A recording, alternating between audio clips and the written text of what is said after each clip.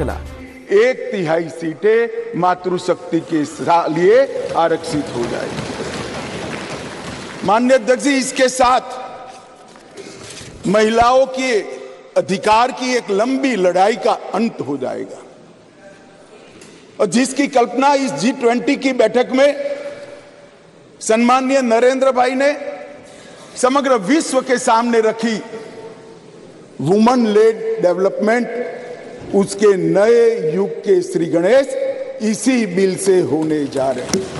क्योंकि अब इस देश की माता, इस देश की मातृशक्ति, इस देश की बेटी न केवल नीतियों के अंदर अपना हिस्सा पाएगी, नीति निर्धारण करने में भी अपने पद को सुरक्षित कर पाएगी। माननीय अध्यक्ष जी, कुछ पार्टी के लिए महिला सशक्तिकरण एक पॉलिटिकल एजेंडा हो सकता है, कुछ पार्टियों के लिए महिला सशक्तिकरण माननीय अध्यक्ष जी एक राजनीतिक मुद्दा हो सकता है, कुछ पार्टियों के लिए महिला सशक्तिकरण का नारा ये चुनाव जीतने का एक हथियार हो सकता है, परंतु मेरी पार्टी और मेरे नेता नरेंद्र मोदी जी के लिए महिला सशक्तिकरण राजनीतिक मुद्दा नहीं है।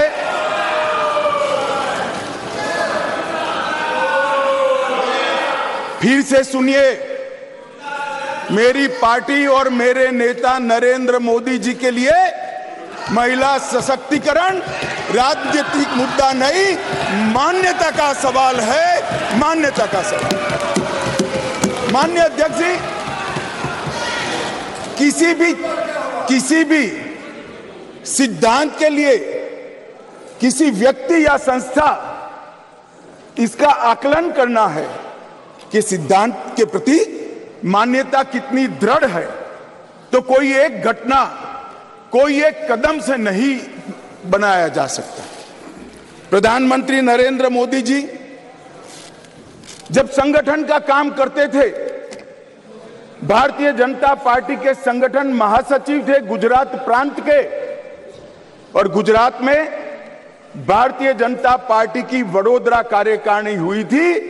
उस ऐतिहासिक कार्यकारिणी में मोदी जी के रोल के कारण ही भारतीय जनता पार्टी के संगठनात्मक पदों में 1/3 रिजर्वेशन माताओं के लिए किया गया, और ऐसा करने वाले मैं गर्व से कह सकता हूं कि मेरी पार्टी सबसे पहली पार्टी है और मेरी पार्टी सबसे अंतिम पार्टी। माननीय अध्यक्ष जी, मोदी जी जब मुख्यमंत्री थे, ढेर सारे लोगों को मुख्यमंत्री रहते हुए ढेर सारी भेंटें मिलती हैं, ज्यादा से ज्यादा सभी लोग इसको तोशाखाना में आरक्षित रखवा देते हैं।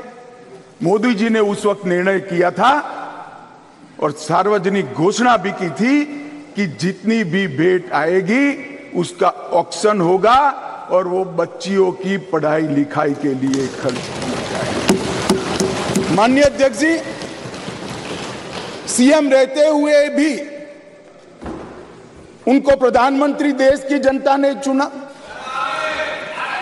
2014 में उनको प्रधानमंत्री पद के प्रत्याशी घोषित करने के बाद चुनाव हुआ और 30 साल के बाद इस देश की महान जनता ने पूर्ण बहुमत की एक सरकार मोदी जी के नेतृत्व में बनाने का मैंडेट दिया। और जब सरकार बनाने का समय आया तब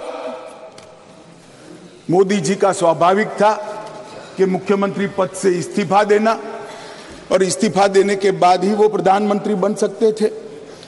तो मुख्यमंत्री पद से जब मोदी जी ने इस्तीफा दिया तब इनके बैंक अकाउंट में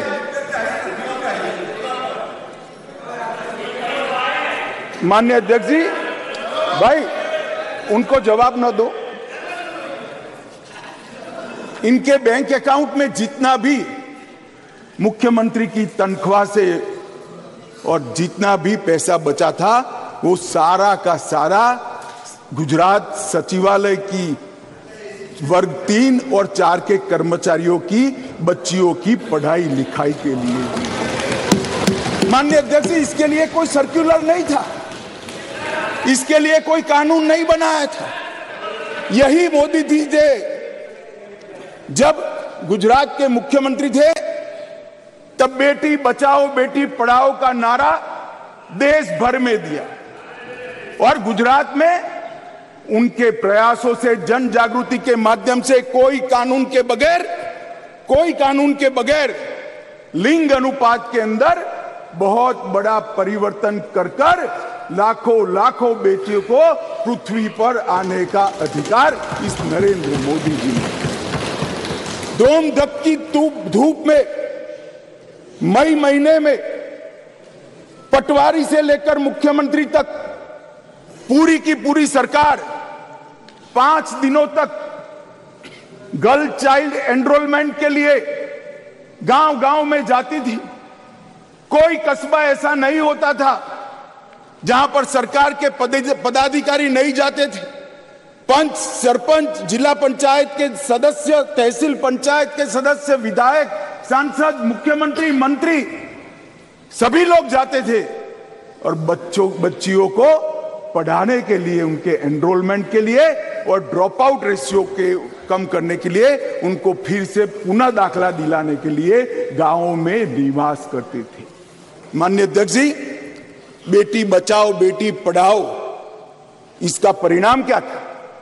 एक और तो लिंग अनुपात में बहुत बड़ा अंतर आया और दूसरी ओर कांग्रेस पार्टी जो लेगेसी छोड़कर गई थी गुजरात में, उसमें प्राइमरी एजुकेशन में 37% ड्रॉप आउट रेशियो था और मोदी जी जब मुख्यमंत्री से प्रधानमंत्री बनने के आए तब वो 30% ड्रॉप आउट रेशियो घटकर 0.70%।